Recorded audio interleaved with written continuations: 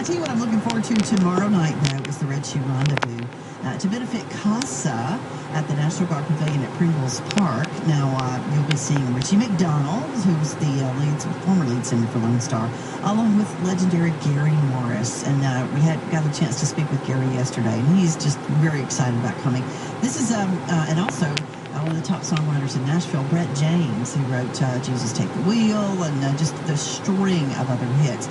And Gary was telling me yesterday he has not actually had a chance to perform. I think he said he sat in one time with Lone Star, but they don't normally perform together, so they're all writers and, just getting together and let the magic take where it will, take its own direction. So he's very excited about being here. But this is going to be fun. It's a diamonds and denim attire and red shoes. And if you need any information, just get to win1069.com. Hope we'll see you tomorrow night at the Red Shoe Rendezvous. CASA.